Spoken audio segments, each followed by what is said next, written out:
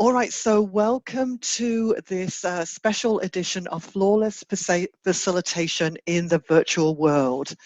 And this session is going to be a little bit more instructional than normal, because I'm going to sort of guide you through the process that we have used using virtual technology. And we'll also give you an opportunity to just see some of the simple tools that Zoom has. It is not going to be a detailed how to use Zoom session, because Zoom has absolutely tons of webinars on that. It's going to be more about how do we take this virtual technology and make it work for active learning. So much more on the methodology and the process. So I want to introduce you to one of the first easy tools, which hopefully is a little beforehand that it didn't work. So let's look at, I'd like to ask you first of all to take a simple poll. The poll is a really easy function on Zoom. And what I'm going to ask you to do, and Derek, I don't know if you can click on, we're not seeing it clicked on. I'm going to ask you, how comfortable or confident are you in using virtual technology to deliver interactive learning workshops? Now, I know there's a variety of tools out there. Most of you have probably used GoToWebinar, WebEx, Zoom, Hangouts, and now there's Teams. As a general statement, how comfortable are you using virtual technology to deliver a workshop? So let's launch the poll, and I think it goes from very comfortable to, are you not hearing anything? Try doing so. Closing some applications to close. We have been experiencing some issues with Zoom. Sound froze, I can't hear anything. But that's not for everybody. No. So I guess it could be load on the internet, I don't know. It's likely to be individual bandwidth. Yeah. Is this any better now that I'm off the headphones? Kim is okay now, she said. Kim is okay now. Kim is okay? It's likely to be individual bandwidth, Susan. It shouldn't be anything to do with your headphones. You were good before. Yeah, you're fine. Okay, so apologies for those who can't hear it. The recording will have sound on it. So although I am getting a message, low system resources may affect your audio quality. So apologies. How many of you are hearing me okay? Just do a show of hands for me. So a lot of people are, okay, great, thanks for finding the show of hands. Okay, so I think I'm going to proceed as is. Apologies for those of you who can't hear it. So let's try launching the poll. As we see, technology is always an interesting one. So yeah, the poll is launched. We've got 63%, 64% somewhat confident, yes. Very confident 8%, confident 23%, and not at all about 4%.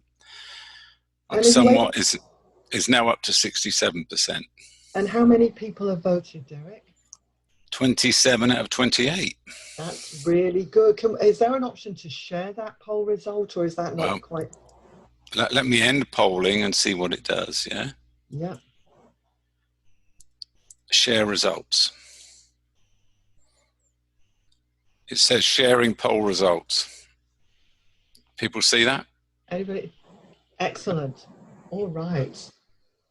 Excellent. So somewhat confident, and I think that, I mean, I would certainly say I'm sort of confident. I was confident until the technology played up this morning with Zoom, somewhat confident with Hangouts, very confident with GoToWebinar, even though the functionality is much less. So let's come back there. So we've got a degree of confidence. So how do we take this confidence and build it to deliver good or excellent virtual learning workshops? And there's a few just general context setting things. So I do try to emphasize that participants should have their cameras on, headphones, and a quiet room and an individual room. That's obvious stuff.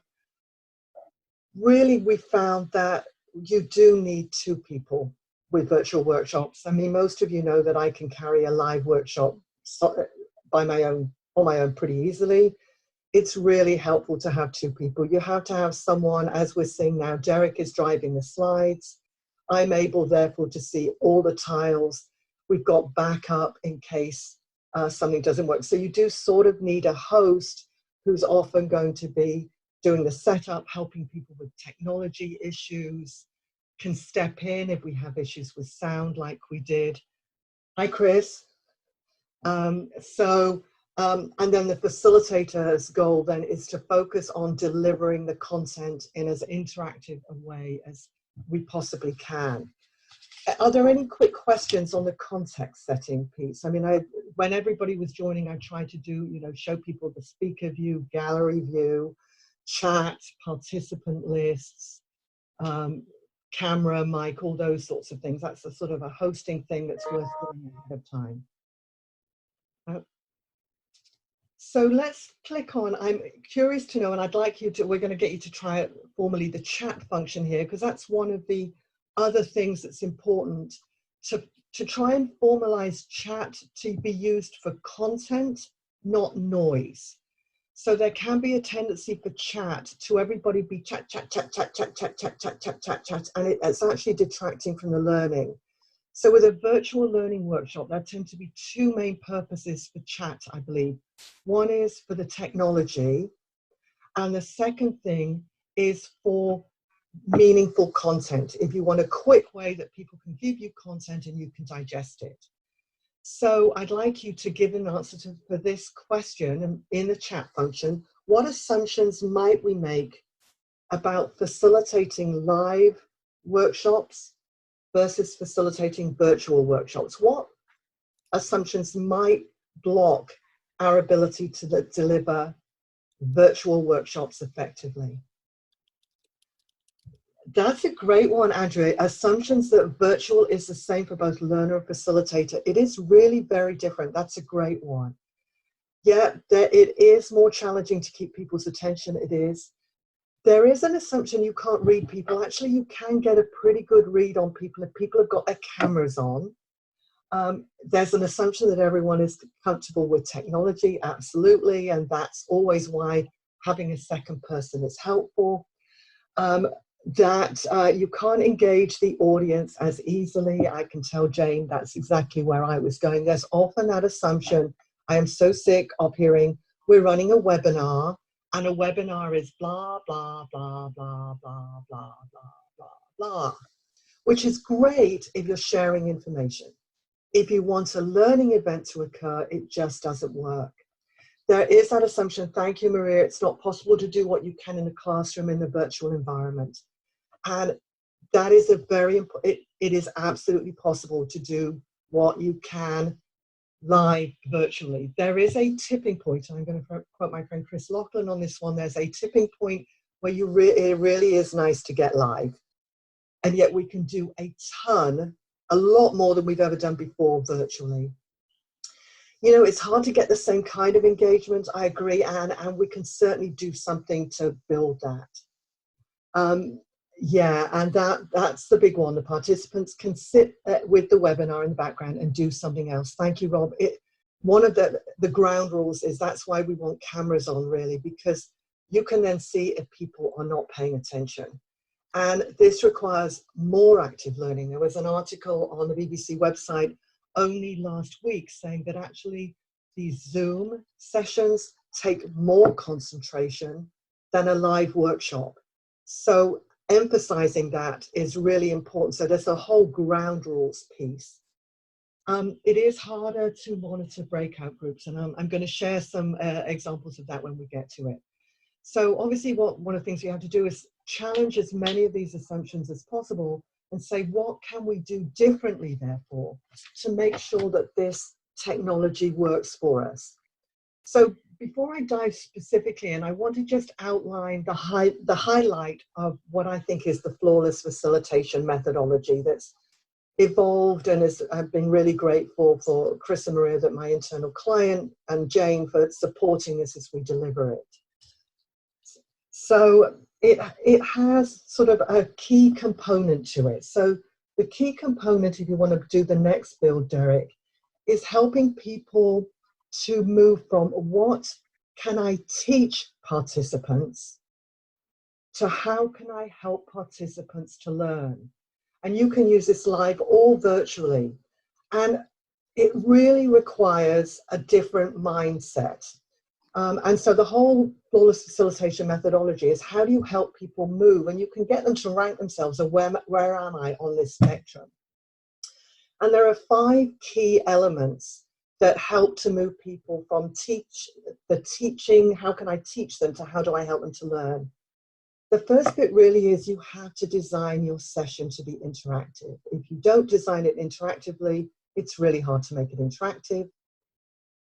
You need to use engagement skills. What do you think I mean by engagement skills? And we're really specific here. I used to call them facilitation skills, but it's too confusing. Anyone would like to shout out what they think I mean by engagement skills? Ask questions. Thank you, Chris. It is about asking questions. I can't tell you how many times when I say the word facilitation skills, people say to me, oh, good body language, good stories. Well, I can tell you, you can tell the best story in the world and it's going to be very hard to get people to talk to you. You have to ask them questions. So we're going to look at that briefly. Welcome, Inayat, long time no see, by the way. Thank you for having your camera on. The next element is activities. That's how we get people hands-on learning. And then we have presentation skills, which is more the way you deliver the message. And then we have support materials. And I think for live, and actually for virtual technology, there's a percentage of time you have to invest in each of these areas to make them work for you, but just as likely in virtual as in live. I think about 25% of the time you have to spend a lot of time designing. I remember working with a client and I had a live workshop and I wanted to switch it to just 2 virtual workshops. And she said, well, you've got the content. It's just a matter of running it virtually. It was a complete rewrite. So you have to rewrite modules for virtual. And I'm going to show you how and where in a minute. The engagement skills, most people have presentation skills, but you have to really invest a lot of time in practicing and using these engagement skills live and virtually. The activities are key. The more that, again, live or virtual, customizing those activities to make relevant. Less important is the time we've already got great presentation skills, most of us. So we don't need to focus on that for virtual workshops. And for virtual workshops, less time on support materials, and yet support materials are equally important. And I'm going to introduce the why. So that's the methodology. Any quick questions or thoughts before I jump into what we're going to cover as we whistle through this virtual technology introduction for learning?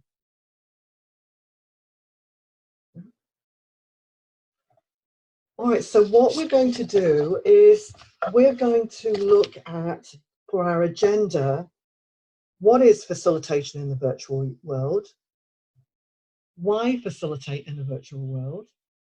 And then we're going to do a brief overview of the how we facilitate in the virtual world, which were those 5 elements of the arrow.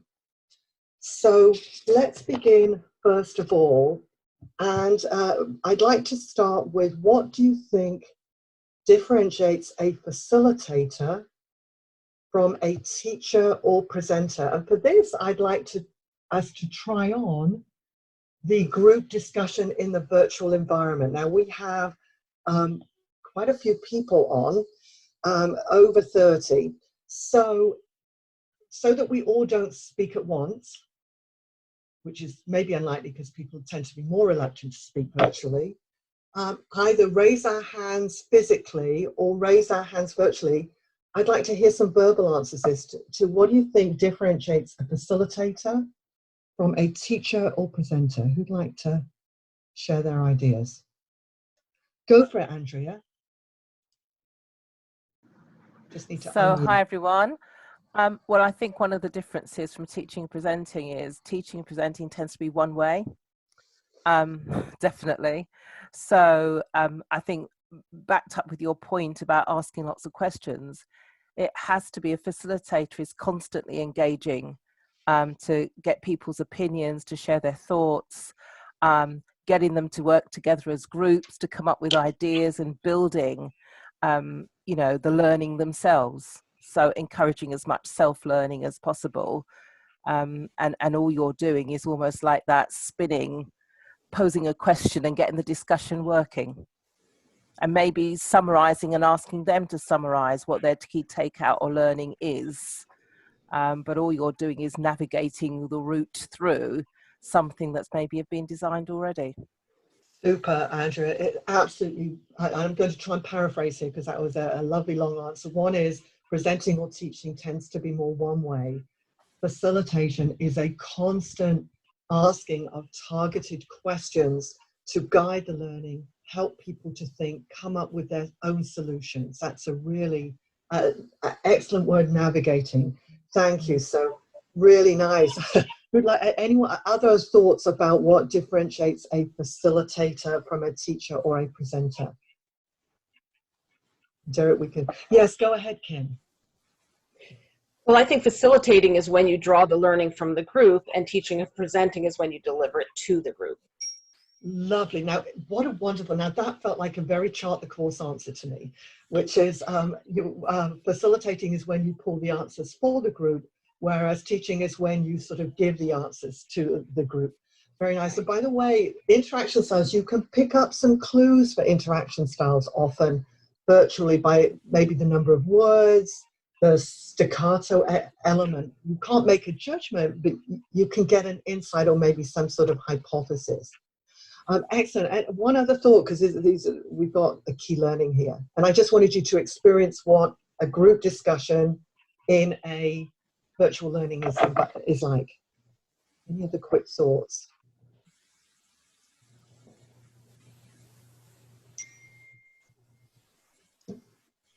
Go for it, Chris.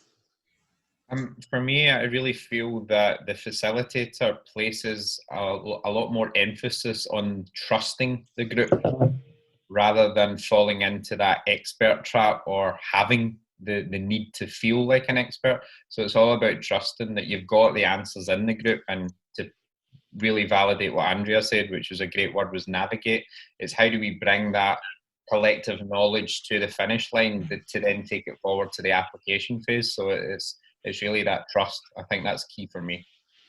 I think that's really, and it's equally important virtually. Thank you, Chris. The ability to trust the group, that if you've asked the right questions, I mean, it does mean you have to ask the right questions, that the group is going to come up with the answer. In fact, more than, normally you trust the group to give you more than individually you would do yourself. So I don't see there's much of a difference between virtual facilitation and live facilitation. I mean, virtual or live in-person facilitation. I'm going to look in a little bit about how the use of the skills might differ, but generally it's what the facilitator role is similar, I think. Let's come to, and so let's just, I mean, I've got a slide here on what a facilitator does. It's the next slide, and you'll probably have to shrink your tiles to read it. I'm happy to share these tiles afterwards. Broadly, facilitator uses andragogy, which is the adult learning principles. It starts with the participants, the problems they have to solve, their experience, and therefore trusting the group is instrumental in that. It also has this element, and probably most of you have come across this having worked with me, of the facilitator is constantly trying to balance the task, what it is we're trying to accomplish, with the group process, how we accomplish it. So, and that's a key element, and it's not so commonly used, but it's that constant balance, and you have to do that virtually as well as you have to do it live. So let's look briefly then at why facilitate. And here we're going to try another tool that Zoom uses. We're going to try a whiteboard. So I'm going to share a whiteboard. You should get a view option. So let me, Derek, if you stop sharing your screen, I'll start sharing my screen. Let me share my screen. I'm going to share the whiteboard. Here we go. And there is an option. This is a tool that you can use. And again, you'll have to probably adjust the size. This is a tool where you'll get a bar that comes down. There's a text bar on there. If you click the text, you can write on the whiteboard and give your perspective. So let me just put something in for you so you see what it looks like. So why facilitate? What's the logical reasons about why we facilitate? There is a function that says annotate. Yeah, Chris, do you want to tell people how to do this because you're an expert? No worries. I could see the look of despair, which I had also. What you'll see at the top of your screen is a green element which says you're viewing Susan Nash's screen. To the right-hand side of that, you'll see View Options. And then if you go down to the bottom, there's that very well-known word that we all use on our daily lives called annotate. Wonderful example. And if you click on that, that should open up a little toolbar on your screen. And then the next step would be to select the text function. If you want to get fancy, you can change the color at the format. But the text function allows you to then place your mouse onto the whiteboard and type your answer. Thank you, Chris. I've also dropped the instructions into the chat bar should you need to reference them again. Thank you very much, Maria. You can tell Chris and Maria have been Jane and our partners in this whole process. So why facilitate? So we've got one, to encourage engagement. Because adults learn from experience, to maximize retention. Thank you. I'm trying to work out how to move these. Oh, Chris probably knows how to do that, but I don't. Left button, select. Left button.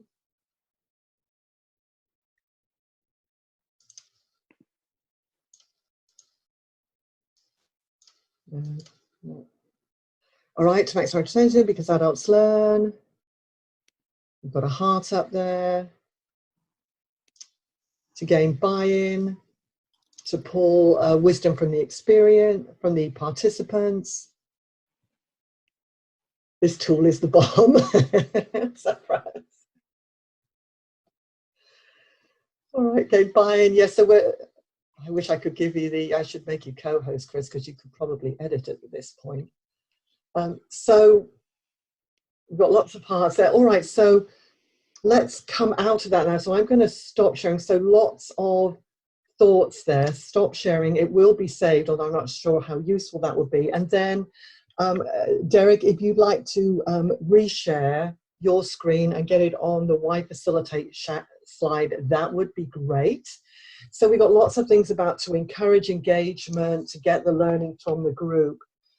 There are a few really core reasons, which I'm not going to be able to cover in detail, but I will be covering in a variety of follow-up workshops to utilize the neuroscience, which is the learning cycle in the brain, which is data gathering, reflection, creating meaning, and active testing. Facilitating enables that process.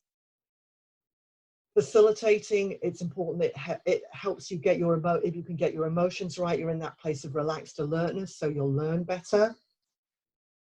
It helps alleviate what we call the partial attention syndrome, because if you're facilitating virtually, people aren't going to be scanning. And it helps, we also need to think about brain overload, so we use a technique called must know, should know, and could know. Let me just check to see if there's anything I missed on chat here. Thank you, Maria's putting in the instructions, so thank you for that. So any thoughts about the whiteboard, the use of the whiteboard? Just any quick thoughts on how it works? Particularly if I've been able to work out how to move the text around on it. Any thoughts? From my side, I'll just, oh, sorry. Go ahead, Erica. You. Go ahead, Erica. I'm just thinking out loud. When I work with teenagers, I can see that if I give them too much time, I might get some comments that might make everybody else laugh, or, you know, might inappropriate comments. So it's just trying to keep that a little bit in in closer quarters so they don't do that. Yes, very, very much so. Very much so. Okay, so let's look then at the how. So I think why, it's the same reason as we facilitate live, we facilitate virtually because we want to achieve a goal. So how do you design your session? So we've got these key elements of thinking about the who, the what, the why. We've got the thinking about the introduction. We've got hooks. We've got the teach methodology, and we've got the summary and action plan. So there are some key elements of any course design. I think the who, what, and why remains fairly consistent. I mean, obviously you need to think about the where, which is virtual or live. Yeah, Chris, for me, the whiteboard is a virtual flip chart. It is.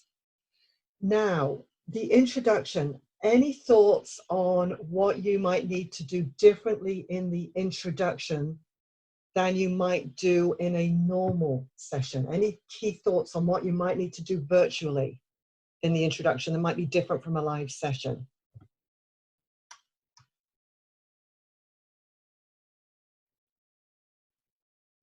Yeah, go for it, Catherine. Yeah, I'm just interested in what's the best way to get people to introduce themselves, or do you get people to introduce themselves? Great point. I think initially, and I wasn't able to do it on this time simply because of the numbers. One of the absolute musts is immediately, almost welcome.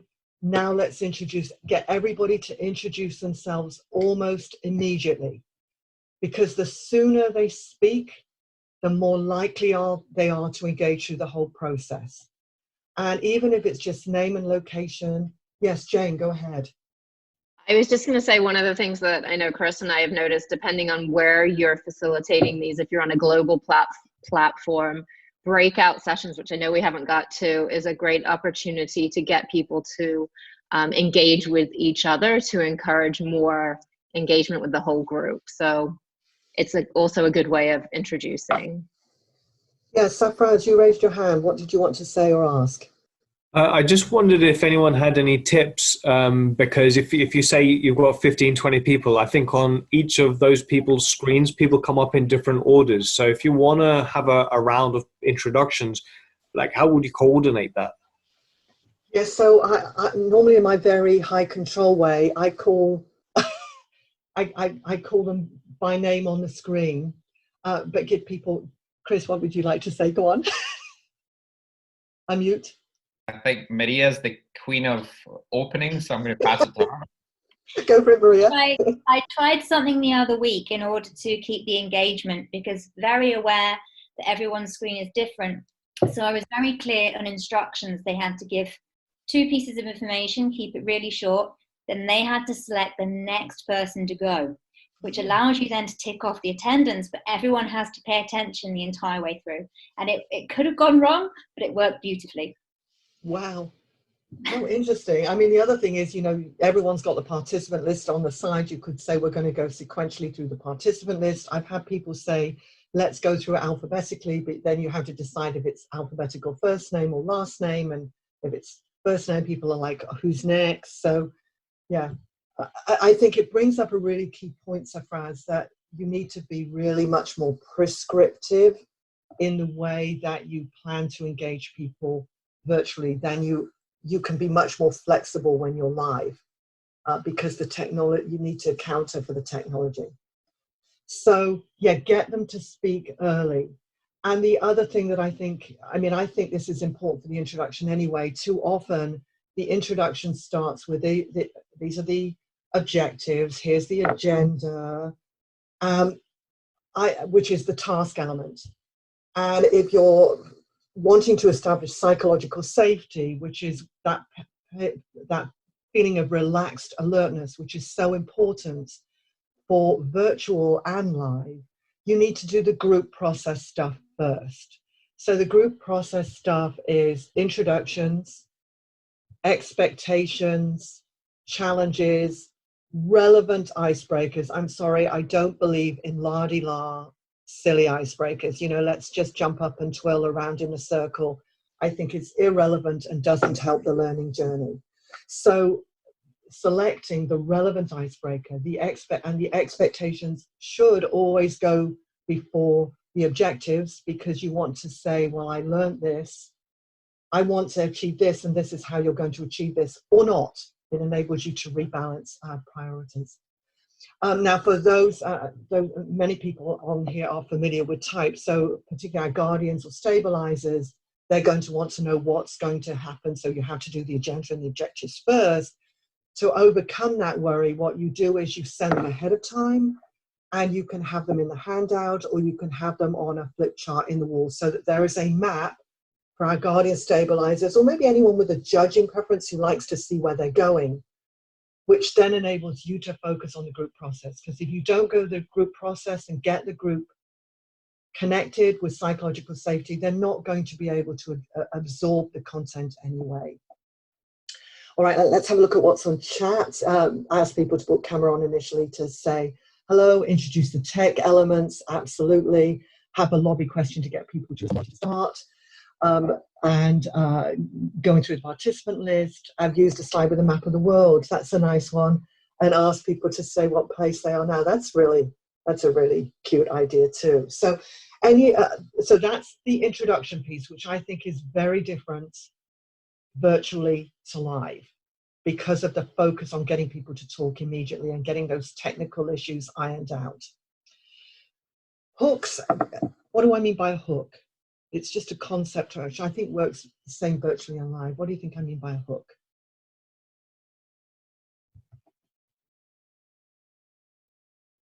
Anyone familiar with this?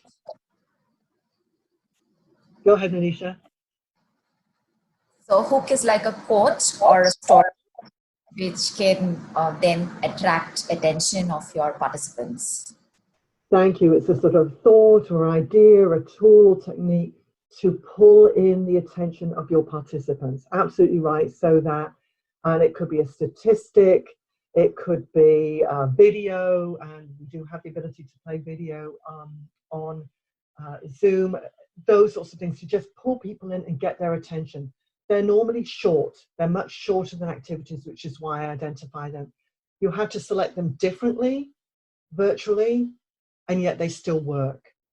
And then just give me a show of hands, how many of you are familiar, or even overdosed, I might say, on the TEACH methodology, which is my course design methodology? Okay, so for those of you who are not familiar, let me give you just a brief overview. The TEACH methodology, and there's an article I'm going to send out afterwards that has this in it. So to make every module interactive, I use an acronym called TEACH. So the T is you state the topic. Literally, we are going to cover this. The E is you engage your audience. Before you start teaching them anything, you engage your audience. Why do you want to engage your audience before you start sharing your content, knowledge, skills, or techniques? Why do you engage the audience first after you've stated the topic?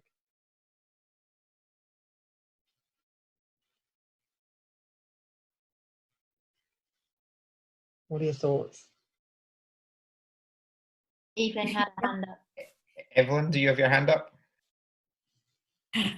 I did. Sorry, thank you. That's okay. Go ahead, Evelyn. Thank you. Apologies. That's okay. That's all right. If you don't engage initially, you've lost them, and there will be many things that can pull them away. So you've got to get them right away, or they're gone. Thank you. Got to get them right away, or they're gone. You lose them. And what it does, I got this phrase from another client, it opens up their brain. It gets them to think about what's their experience, what's the challenge they're facing, what do they know already, what can they share. It's a key part. The A is the abstract data. That's what you as the facilitator have decided or identified that they need to learn. So it could be a knowledge, it could be a skill, it could be a technique. That's the A, and you have to always fab acronyms to make them work. Then the C is a concrete application. How do you get them to practice this or apply this knowledge, practice the skill, practice the technique? Why is it important for them to practice the skill or technique after you've or applied the knowledge after you've shared it in the abstract data? What does that, the concrete application, give you? Yes, go for it, Manisha.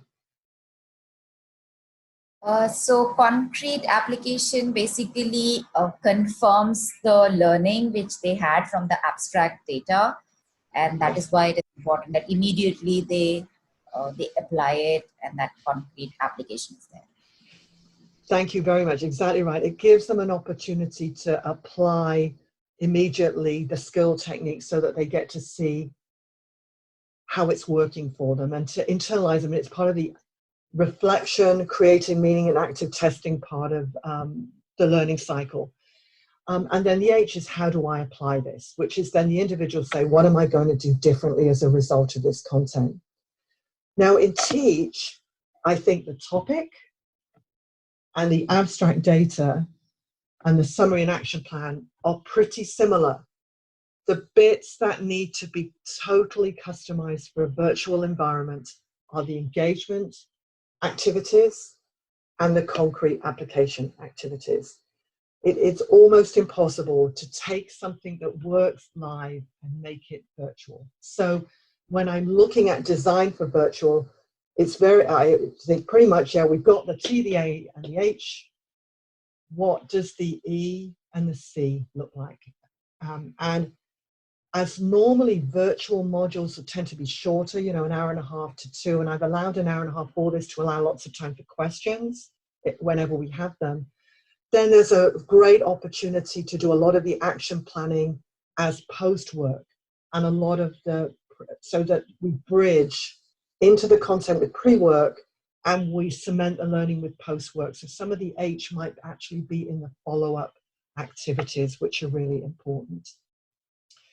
So in this step, as I say, the E and the C, the E and the C are the ones that leave work. Any questions on this? I'm going to be looking specifically in a few moments at the different types of activities and how they might translate from live to virtual. Yes, Safraz, go for it. So what would be the difference between the hook and the engage? Great question. I'm going to do ping pong now. Ping pong is a technique, very sophisticated technique, and I want to show that you can do it virtually and live. Ping pong is someone asks you a great question, and you have a belief that the audience has as much information as you do to answer it. So you take the question, you thank the person for the question, thank you, Safraz. You rephrase the question and give it back to the group, which helps, as Chris talked about earlier, avoid the expert trap. So any thoughts on how you think the hook might be different from engage? Any thoughts? And I can't always see all the hands, so feel free to look out. If I've missed someone's hand, shout it out. I'm absolutely fine with that. Yeah, go for it, Catherine.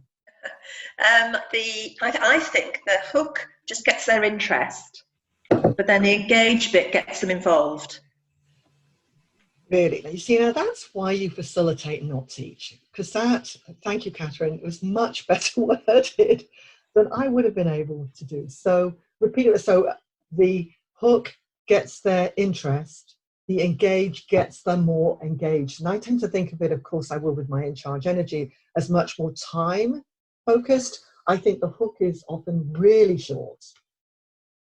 Engage often is sort of middle of the road length. The concrete application can often be the longest, so there could be a time, but I think the purpose is right. It's the interest versus the really much more active engagement.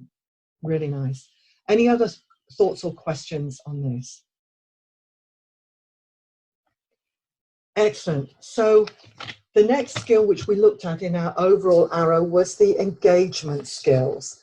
And these engagement skills, now you're going to be doing an activity in a few moments. I'm going to let you, encourage you to test the breakout rooms.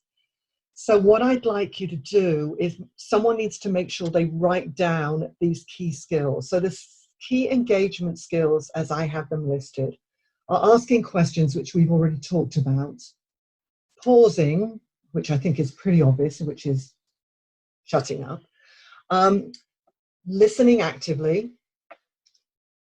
paraphrasing, and that's restating in your own words what the person has said. And I have used that once with Andrea earlier because I wanted to try and catch the core meaning.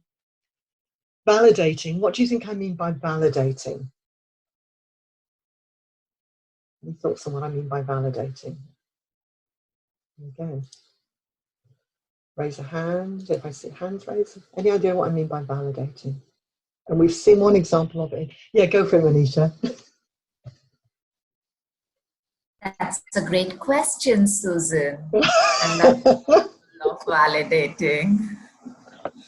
Thank you very much, Manisha. Yes, so saying that's a great question, good thought, like that idea. We saw it earlier with the validation of the word navigating. And then repeating.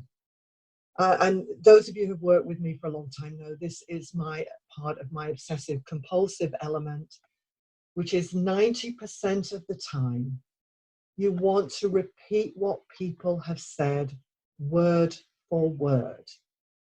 Not paraphrase, repeat word for word. Why would I want you as a facilitator to repeat word for word? Well, that's the way that they are completely seen or heard, because you're sure that you've gotten exactly what they're saying and they know that. And so it's lovely. So you're not twisting or changing or modifying their words. It's what they've said. Thank you so much, Pat. That is exactly it. They're being seen, they're being heard. When you paraphrase, particularly shorter, you have to often paraphrase longer, but when you paraphrase shorter, unconsciously, you're saying my words are better than yours. The other element, it helps people in their active testing, because how many times does someone give you a great answer and you say to them, oh, repeat that answer, and then they go, I can't remember what I said. If you repeat it word for word, they hear their own words. They really do, especially theorists or rationals. Exactly. So it is very much adult to adult. Yeah, go for it, Evelyn. So I have a question for clarification about the difference. I get repeat word for word. That makes good sense to me. Yep. How is that different? Is that not a validating technique as well? I love thank you. Is repeating word for word also a validating element as well? It's a great question, Evelyn, and you would expect that from rational theorists, because and I'm going to answer this one myself, actually, if that's okay. I pull it out because it's such a critical element of validation. It absolutely fits under it and it gets lost. I can't tell you how many times people don't do it. This is the skill that we end up coaching on the most, because I hear people say, oh, you're acting like a parrot. No, you're not acting like a parrot at all. Yeah, go for it, Chris. Yeah, Evelyn, I think it was a lovely point as well. I almost feel like there's a second layer going on here in terms of, for me, repeating is a form of validation, and similarly, when we use the phrase asking questions, for me there's a sub layer there, and that's follow-up questions, because for me that's a different engagement skill. Although it might still be asking a question, it might be the second question or the third, but it's that probing for specifics, so that there's almost like a subculture within these engagement skills, where I think with the validation and the asking questions, there's those real key top class facilitation and engagement skills with the repeating and the probing questions. So I just wanted to, that was a similar thought I had when I first was introduced to the topic as well. Yeah. And may I just say, Sandra, in addition to what Chris has said and triggered by Evelyn's question, it's also for me a real genuine attention to that individual.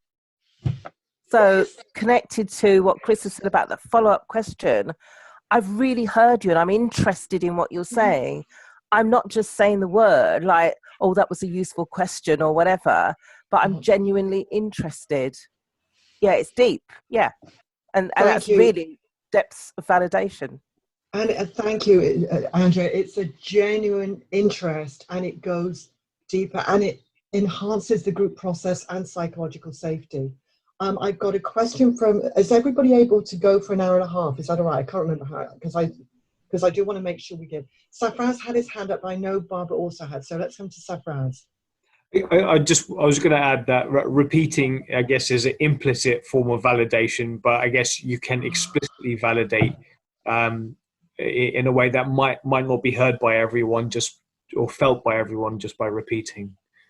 Thank you. It's implicit, and what's so interesting is people don't hear it until you tell them.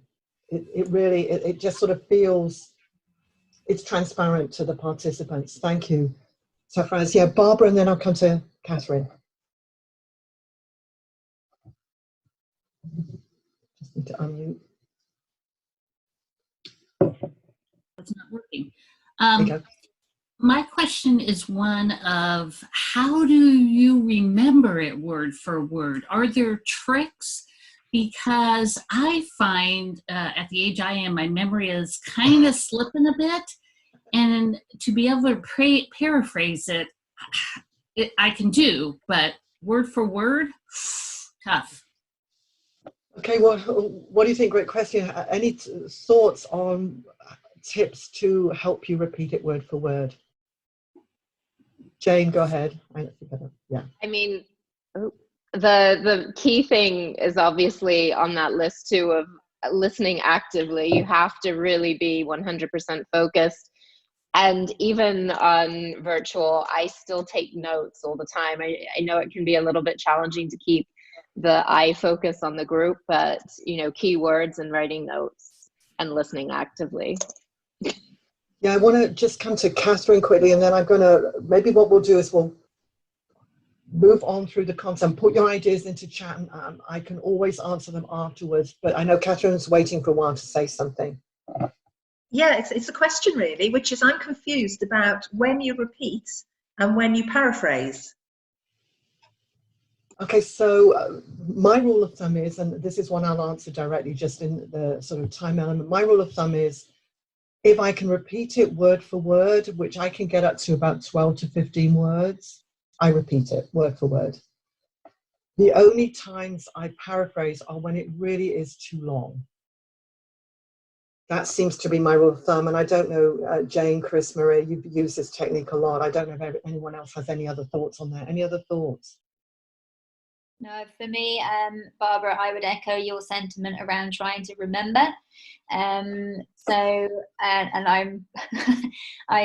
For me, it's around, if it's short and it's punchy, then I can definitely do it word for word. If it's longer, I have to default to paraphrasing, because what I don't want to do is try and do it word for word and then have the opposite effect of actually doing that person an injustice. Thank you. And I think, so yes, listening intently, and I think Chris brought up a really interesting point, particularly virtually. It's really important to have a buddy with you to help manage some of the technology, because otherwise, as soon as you get distracted by the technology, it impacts your listening, it goes. So I'll also repeat keywords. Thank you, Safraz. That's also a great point. If it's really, really long, what I call the moment of truth, or those keywords in there. So what I'd like to do, just so that you experience it if you haven't, I'd like to ask you to go into a breakout room. It's only going to be 5 minutes, just so that you can experience the breakout room. And the questions are going to be this, because you don't have the slides in the breakout room, and you won't have access to me directly. What do you think might be the challenges virtually in using these engagement skills? So again, what do you think might be the challenges virtually in using these engagement skills? And how might you overcome them? So even if you only have a chance to do 1 or 2, that would be great. And pick someone to report out. I'm not going to ask you to whiteboard in your groups, but just report out. Kim, you had a question. Was it on the activity? Who, me? I was going to comment on the paraphrasing versus repeat. I find sometimes for an individual or for the group learning that if I'm able to paraphrase in a way that can help that learning, I would paraphrase versus repeat, particularly in the case where sometimes people ramble. and they don't even know, they're not able to articulate their main point. And if I can get their main point, that's what I will paraphrase. Very nice. Yeah, absolutely. If you can take that, and I think it's the exception rather than the rule. It really is. That's when you demonstrate your facilitator competencies. All right, so let me just, I'm going to divide you into 5 rooms. It'll give you a message on your screen to give you that you agree to go to the room. So again, challenges virtually using these skills and how do you overcome them. So I'm going to automatically assign you. So you should, so I'm going to open all rooms. So 5 minutes. So I'll give you a 1 minute warning. So I'm going to open the rooms and you should all have sound and everything in your rooms. Off you go. Just have to agree to join it. There we go.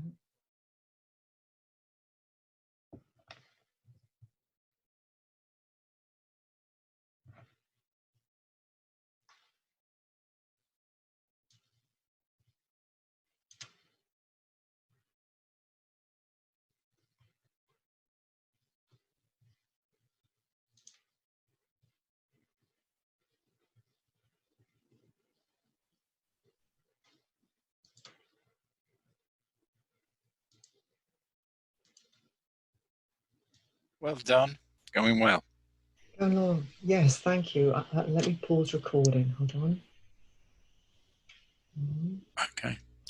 Just your sound comes and goes a bit when you... Oh, just to, so by the way, this is one of the most important things virtually. When stuff happens, and it will, you just got to stay okay with it, really. As soon as you show stress, then the stress goes to the group, really. So good, we made it. So how was it working in breakout rooms? How did you like that? Yeah, Evelyn. Actually worked really well. And I just have to call out that the very first thing that my group talked about was faulty internet connection. Well, it plays into what just happened here, that technological glitch that's going to occur. You just have to, as you said, roll with it. You do, and the breakout rooms help to change up the energy. And one of the things that I got another from another client was one of the broader challenges, unless you use things like ping pong, it's still it feels more facilitator led. So it's participant to facilitator back to the group. When you go into breakout rooms, then the group is owning the process a little more. So within an hour and a half, definitely you're going to need at least 2 or 3 breakout rooms, I think. Yeah, go for it, Barbara. A really good tip that I got from one of these webinars was to have a clever way to decide before they go in the breakout room who the leader is going to be. And that leader is the one that comes back and then reports what the group said. So they use things like whoever has a birthday closest to today, or whoever has a certain color in their background, something like that. So somebody's taking the ownership of the facilitation and the debriefing process. Very nice. Yeah, so to ensure that you don't come back out and say, okay, what were your thoughts? And there's dead silence at the end of it. Yes. Thank you, Barbara. Yes, so looking at the content, what were some of the challenges you thought with using these engagement skills virtually, and what were some ways around that? You're in 5 or 6 groups. Who'd like to report out from at least 1 of the 2 of the groups? Yeah, go for it, Chris. So we're a group of 5, so thanks everyone for chipping in. We came up with 3 major challenges. The first one, which impacted all the engagement skills, was network issues in terms of technology, both for you as a trainer or facilitator and also as a participant. So the 2 ways of overcoming that challenge was use the chat function, if maybe it's the audio like we just experienced, or if it's a newer group, like a real classroom, open up the room 15, 20 minutes early so that people can literally wander in, get comfortable, get adjusted, so that there's not especially for some interactions, there's that immediacy of in the room and start. And you know, which is obviously for in charge is okay, because why wouldn't everyone do that? So I think that was the first one that came through. Thank you. The second one, which was raised by the team, was active listening, because we find it really hard to do due to the amount of distractions. And the how we overcome that is there's three main areas we looked at. One, do not run a session unless you've got a co-trainer or a buddy, because the minute you switch to looking at task elements, you've lost your group process. You can't be dealing with a technical challenge if someone and trying to repeat and paraphrase a participant's answer. It's just humanly not possible. The second one, and again, this is maybe part of the ground rules, or maybe it's a culture that you build up over time, is that participants have to have their camera on. I think Anne and Scott and I were chatting about this in terms of, I genuinely can't paraphrase or repeat if I can't see someone, because I lose. I'm only getting 7% if we want to use Merabian's body. I'm no body language. I'm really struggling with the words and the tone of voice. So having camera on, if that's part of the culture. And then the good old practice was the solution. And then the last one was, how do we pause? And the pause was, when we're doing a reflection exercise, so say towards the end we decide we're going to do a 3-minute individual reflection exercise, just explain to the group, the room will now go silent. I would like everyone to go on mute, and when the 3 minutes is up, or when you've finished, i.e. in charge and get things going, press the reaction button and give me the thumbs up, so that I know that you as a participant are ready to move on. Wow, a lot there. So I'm going to do a very high-level summary rather than paraphrase, interestingly. So yeah, the technology issue, you're using other tools, chat, don't get stressed by it. The active listening, you've got to have a co-trainer, camera on and practice, and pausing, signal that you're going to pause. And the pausing for me is one of the biggest ones. The pause is longer virtually than it is live. On average, the pause live is 2 to 4 seconds once you've got a good group process. Virtually, it can easily be 6 or 7 seconds. And it could be even longer than that if you're dealing with an Asian culture and there's a worry about losing face there. So yeah, they're very key. Manage that pause. And my least favorite thing is, don't say to people, I'm absolutely comfortable with the pause, because that may transmit that you're not actually comfortable with the pause. Any other, can we just have any other one report out? Because that one report out was really very thorough. Any other sort of input that you'd like to share? Yes, Evelyn. So we focus on not having peripheral, what was labeled peripheral vision for what's going on in the room, kind of reading the room, feeling the vibes, and how to know when someone wants to speak. Also talked about, the introvert's challenge of knowing when to jump in, or feeling that actually can. Keeping not only the people on the participants on task, but keeping the presenter on task, and recognizing the relationships that are happening in the room is a challenge. And how do we know that participants actually understand? One of our members in the group has groups of 100 people. And she said, how do I know that people have been able to grasp what it is we've just covered? So some of the ways that we talked about addressing that, keeping self on task really is around the skills, the paraphrasing, the repeating, and the validating, because not only does that help the participants, that actually does help the presenter as well.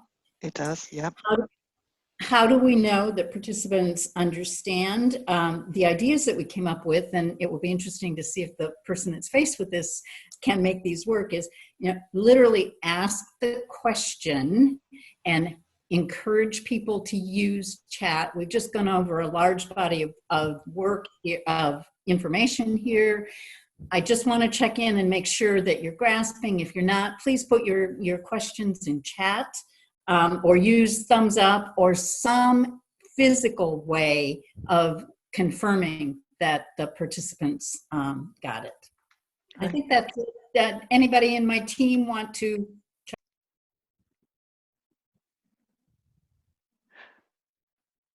Excellent. So yes, so lots going on there. Peripheral vision.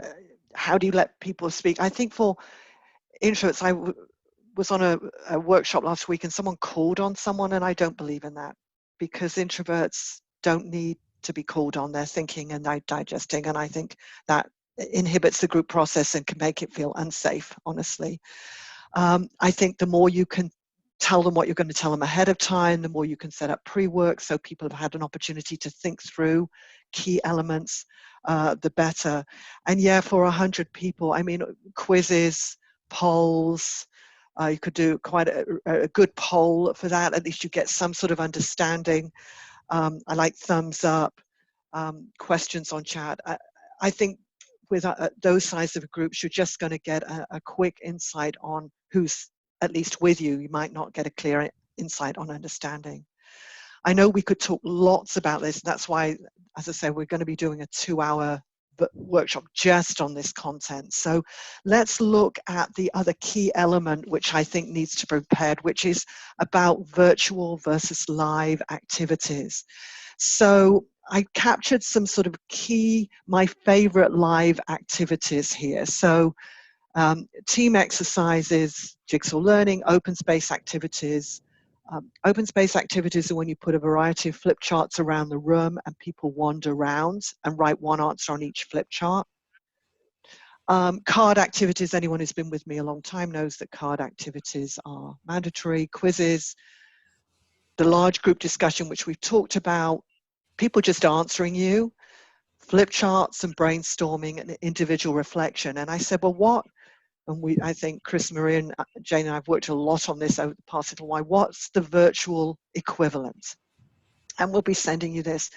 For breakout rooms, you can use breakout rooms for a lot of stuff. You can use it for team exercises. It's the only time when, has anybody ever, does everyone know what I mean by jigsaw learning? Just give me a show of hands if you know what I mean. Jigsaw learning is a fabulous tool. It requires people to know a subject material. So for instance, if it was this group of trainers, I'd say, what are some do's and don'ts about the words we use when we're facilitating? Some do's and don'ts about the way we say the words, some do's and don'ts about body language, and some do's and don'ts about credibility, because we probably know the answer. We put people in 4 teams. Group 1 does the words, do's and don'ts. Group 2 does the way we say the words, do's and don'ts. 3 does body language. 4 does, as you say.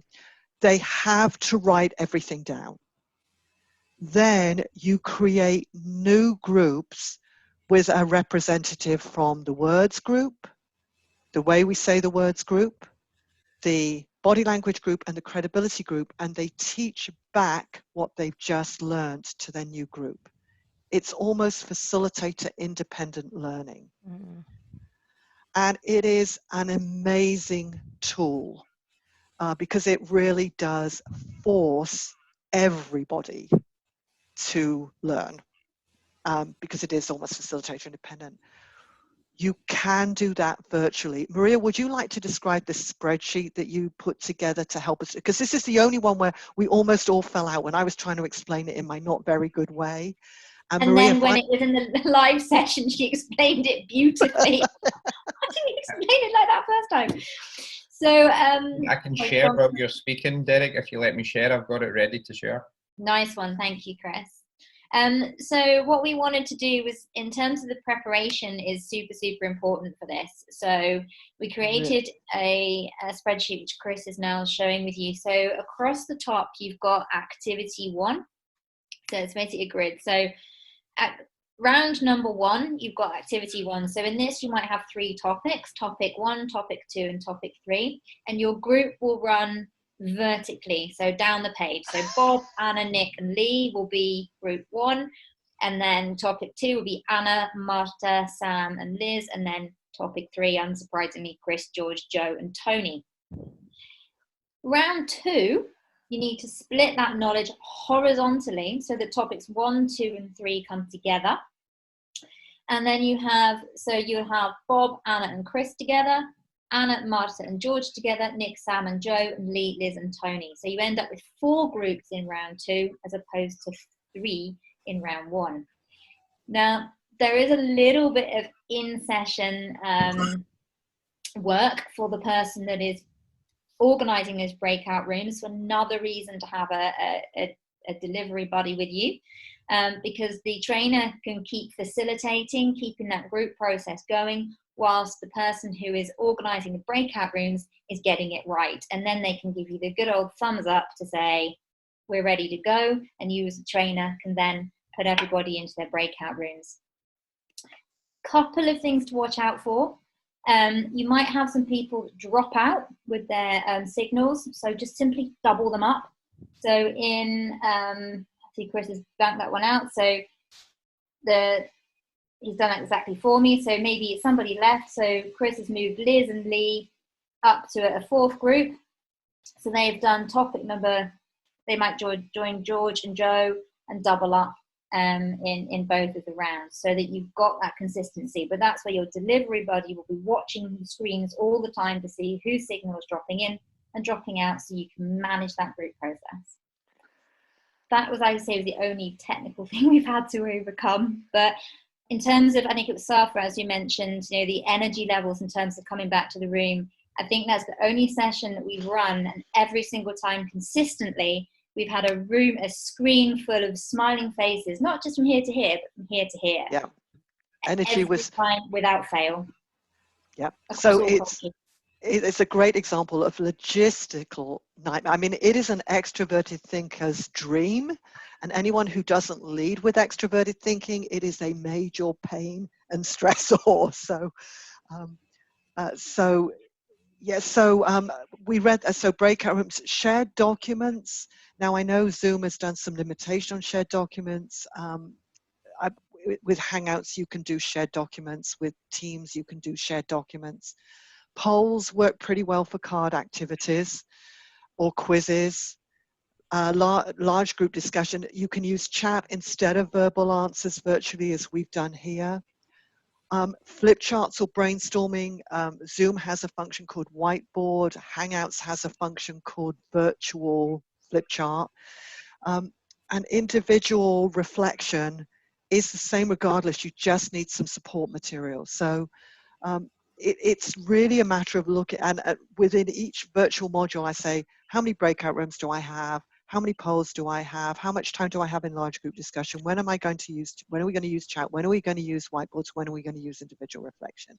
You have to be far more mechanistic. My natural style, as you know, is much more flowing. How to be much more mechanistic, and I'll send this to you afterwards. So just a quick question there, because I've got 2 more just brief overview slides to do. So, and then we can talk about key insights. Any quick questions on this? Proficiency with the technology it becomes important with these things. It really does, and there's no substitute for the practice. There really isn't. And having buddies who are really capable. Oh, MS Teams doesn't have breakout rooms. No, it probably doesn't. No. So big area to focus on, not yet. Yeah, that's probably right. Then in terms of presentation skills, I think we know these. There's not much I'd share.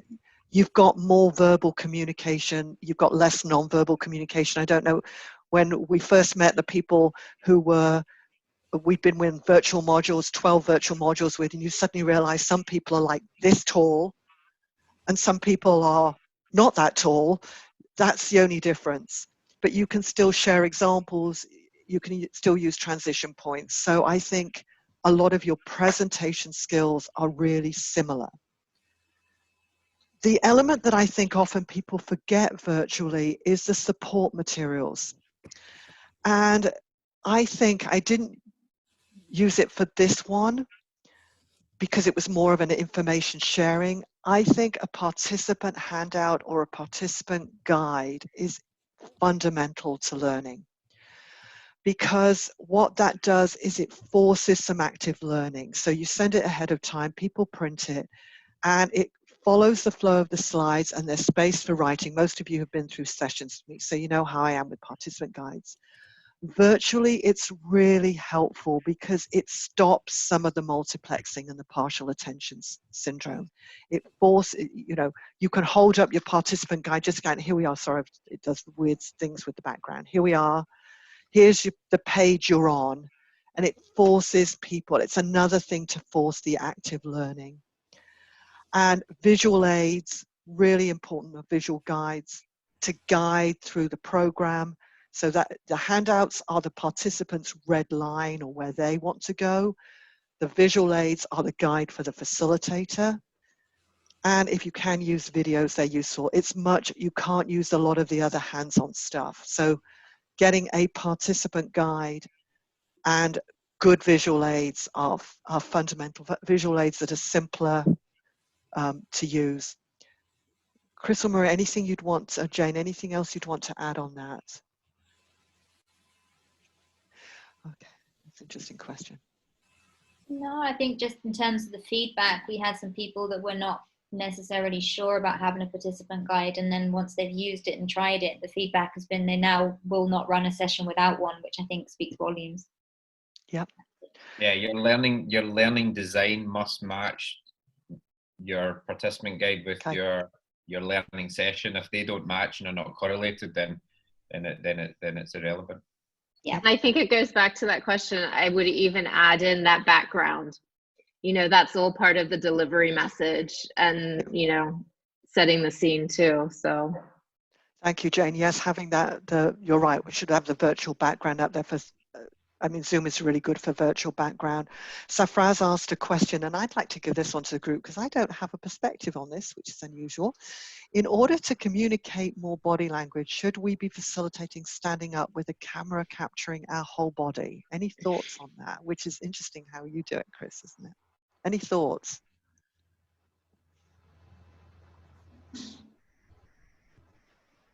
Should we be facilitating standing up so we catch more of the whole person dynamic? I could definitely share from my perspective. I don't think you need whole body. So I think that to me, that might seem quite distracting. And also knowing, recently starting doing yoga via Zoom, it can be quite difficult. But I know, like Chris and Maria stand, I think, when they facilitate, but you're only seeing upper body. So it's a confidence and helps with you and your body language. However, I think it could also be maybe a little bit too distracting if your natural body language is quite expressive. I would also say that when we do stand, I'm actually quite short. So a lot of my gestures could quite easily get lost, and I have to stand quite close to the camera. So for me personally, I feel sitting down is better because I can still capture my hand gestures, and I'm quite handy, as you've probably noticed. But I can get better eye contact that way. And finding that right space. 3 books underneath my laptop is the exact place where, and it's finding the space and placement of everything that works for you best. Yeah. So I think that's all part of the setup that's key. Yeah. All right, and breakout content sessions aren't shared actually, so aren't saved. So that's why the report out is really important. So just final thought then, what have been your key insights from this session on flawless facilitation in the virtual world? Let's give you a minute just to reflect on what we've thought about. And I'll give you a sort of a minute's pause, and then I'll come back after a minute. Hopefully my mic will still work then.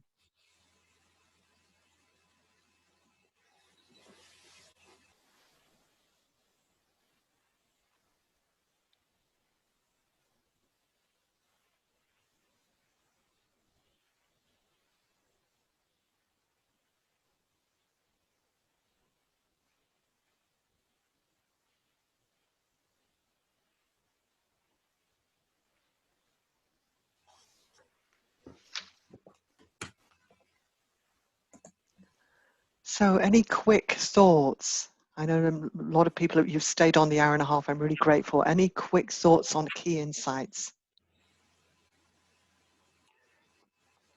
I just feel more confident about being able to do a good job. Thank you, Safra. So feel just more confident about being able to do a good job. They're sort of demystifying it, hopefully. Yes? Good. Other thoughts? Lots of ways to engage the group, as you've done today, are really good. I almost feel like you need more variety of ways packed into a shorter time. I think that's a great insight. Lots of ways, and probably you do need more into a shorter period of time. I think so. And it's amazing to me in that 5-minute breakout room session, just how much rich content we captured in 5 minutes. Whereas in a team, by the time you've got people to move and they've got comfortable and it's funny that the breakout rooms can actually even be quicker than live sessions. Interesting. Other thoughts, key insights? Yeah, I think just on that is that last comment in terms of how it can be quicker in breakout rooms. Like you can manage the time there in terms of they just automatically get kicked out anyway, so they can't overrun, which means you can stay on schedule, which is great for a chart the course.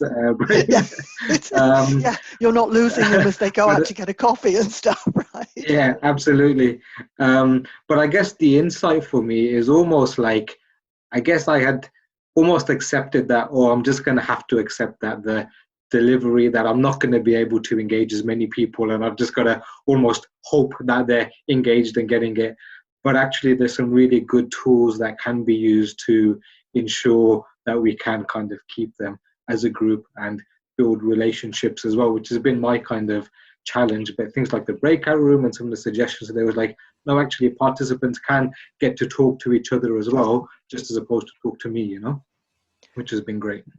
Very nice. Yes, thank you, Inaya. Yes, there are multiple ways still to engage the group so that we still achieve that active learning. Yeah, Pam said good ways to engage the group, key insight planning the virtual part of it, breakout rooms as part of the design. Very nice. So a lot of these tools and techniques, just the last slide, are obviously in Flawless Facilitation. It doesn't have as much on virtual, which is why I thought it would be worth doing a specific module, and you will get a recording on this. And as I say, I've written a very high-level article about it. As ever, keep contact, reach out with questions or comments, and I will be planning to run a series of 7 two-hour modules really on this content, so that we can really dive down deeper into what the skills and techniques are in each area. Yeah, Chris. It's just it's an observation as well as an insight, and I've been very lucky. We've got a lot of Zoom technology. We even have a Zoom room, which is another feature that Zoom offer for large corporations, and we use that with all of our trainers worldwide, which allows us more practice with the tool. I think the one thing that we're training our new facilitators and our trainers is the eye contact. And a lot of people forget about it. The eye contact is with your camera. Now that's really disconcerting because then you're not looking at your content. I think like any facilitator and trainer, if you know your content, you don't need to worry about it. And if you've got a clicker, I even use a clicker in my hand, even if I'm on my laptop and I'm looking at the camera, because it's the only way that I can genuinely have eye contact with the 16 participants in the room, because then they do feel like I'm looking at them as I'm doing just now. So if you've got that content on a second device, or have that clicker in your hand like you would in a room, because then you're not looking down for those brief seconds for the space bar. So just something that might help from a communication perspective. Thank you. From that body language perspective, to keep the eye contact on the camera. Yes, so we've reached 10:30. Thank you for investing an hour and a half. Any final questions or comments? Feel free to pop them in the chat. We will, I'll stop the recording now, I hope.